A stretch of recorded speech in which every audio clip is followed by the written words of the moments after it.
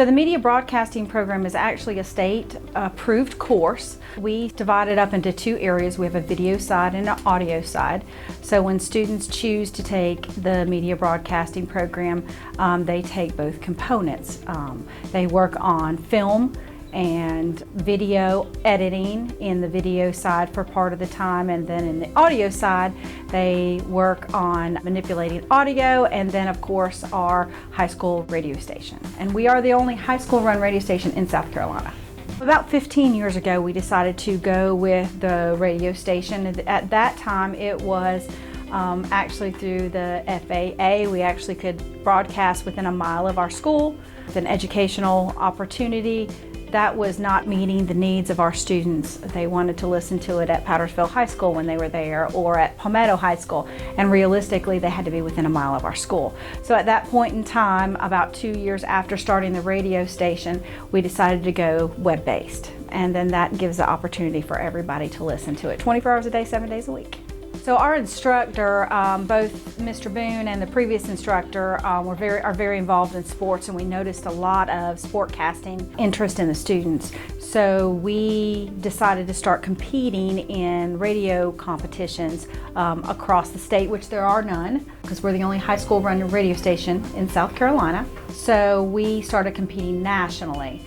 And about 10 years ago is when our competitions really started, and our teacher and our students really started getting involved in them. And there's two main ones. There's one in Chicago and one in New York City every year. So our students just came back from New York City, the intercollegiate radio broadcasting competition, and it goes for all over the United States. And we won the High School Radio Station of the Year. This is our third time winning this award in the last 10 years. It's the highest award that you can win. We are a small school compared to some of the other schools that are competing. Some of the other schools, our entire enrollment here is 2,000, and they may have the entire enrollment within the media broadcasting program. We don't have that. We have a couple 150 students that are enrolled in our program. And so for us to win an honor like that is huge. We came home with, I think, 8 individual awards as well. We are very proud. It's nice to see that the taxpayers' equipment is paying off, and equipment that the students can produce quality work that's recognized nationally. What was it like for you and the kids when you did hear your name called out as being the best one in the entire country? Well, this particular time, when we won the other 2 times, I was almost expecting it, because they were extremely strong classes back in 18 and 19. And this time I was a little surprised, because it was our juniors that carried us rather than our seniors. And I wasn't, expecting us to win the whole thing. I was hoping we'd win some awards, and we did. But then when they announced our school winning, I said, that really says something, because now the pressure's on for next year, because these kids did it as juniors. It was just so exciting, because I wasn't really expecting it, but I'm so proud of what they did. And again, so proud of the support we get here to be able to do what we do, and getting these kids to think outside the box. I mean, just going to New York, that's outside the box, So thinking when they create things, to think bigger than where they are, and be able to learn skills that they're going to use down the road. So the news story that I did was about a shooting at the Bon Secours Wellness Arena. People thought that they heard shots and all, but there wasn't evidence of a shot. It wasn't like all me speaking. I had a clip from another news story from like a professional news station that had somebody that was actually at the concert. So I got to go into moving into that clip like I was interviewing the person, even though I really wasn't. So I think that might have caught their attention a little bit. And then the other part that you won was what? Best radio drama. And what did that entail? We decided that we were going to do a radio drama called Who Done It, and it's like a podcast and it's a murder mystery. I wrote the whole thing, and he does all the sound effects, and we worked together on the music and all. We did all the voices by ourselves, so they're not all incredibly great, but the story's good. Everything that's happened, everything I've done, is because I finally understand that I will never be the one you love.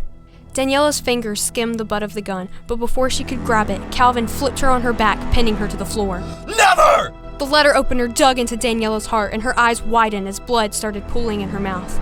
She slowly looked down at her chest, then back up at Calvin, who smiled proudly. She could no longer say that she recognized the face staring back at her. His eyes were now filled with anger, his touch was now stained with blood, his heart was now ruled by impulse, and his mind was now lost in hatred. So after we did our voices, after we recorded ourselves, I would go through and cut it, just kind of cut some errors out, and I could put any sound effects that we needed into the podcast to make it better. It's definitely a different route than her creative writing because it allows me to make it more of like a scene. It immerses you more into it with sound rather than just being our voices. It's other things added to it. So it's like a TV show, just no video. And you also did the voices. Yeah, so How challenging was that? It was pretty challenging because I had to do a bunch of different accents. We definitely next will get some more people to do the voices, but I had to do about, I'd say like 5 different voices for this thing. I'm Colt Googe, a junior from Palmetto High School. And I'm Nathan Fillinger, also a junior from Palmetto High School. And we are the winners of the best logo. Our logo entails our true crime mystery podcast called Mankind Unsolved, where we investigate the crimes that shaped not only American crime solving, but also worldwide crime solving and how they affect us today.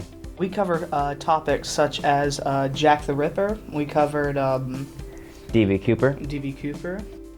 And currently we are investigating a new series, visiting Alcatraz and determining, did the men from Alcatraz really escape? We will also cover things in the future, like the recent Murdaugh trials. At least one episode, one of us writes, the other episode, the other writes. And you can't understate the research that goes into these episodes, because to truly understand what happened and to make your own assumptions, you have to know the facts behind the mystery. And it takes us weeks just to research and write a script. And once we get started, whether we're working remotely or here in the studio, it takes us maybe a week or two to record and edit. And finally, we come out with our episodes. So Best Talk Program, our show is a news show where we recap recent news events that are dedicated to teenagers. So it's important events that happen in teenage lives, and we all give our opinions on what we think happened, what we think should have happened, and how we feel about it and how it affects us as teenagers. This is Teen Takes, where news isn't old. I'm Rain. I'm Porter. And I'm Caitlin. This week we're talking about something that is unfortunately very prevalent in the lives of teenagers today: adolescent substance abuse. We'll give you not just the facts, but our own personal stories and interviews with people who have had a personal experience with substance use, and of course, how it all affects us as teenagers. Tell me what it was like going to New York and getting this award. Being up there for the first time at this convention, seeing all the different things that you can do in this industry with radio and film and meeting all sorts of different people, just getting to go around and experience New York City, and then to finish it all off, being able to actually win an award for this show that we've done, second year in the program, but the first year that we've ever actually done this show, and the first year that I know we've ever worked this hard on something. To be rewarded for that with all the other positives of the trip was incredible. Thank you all for listening. And have a good day. Yeah, or have a night. good day or night or morning or whenever. Whenever, wherever you are. Yeah. I think that's become our new slogan. And we'll see you next time. Bye. Bye.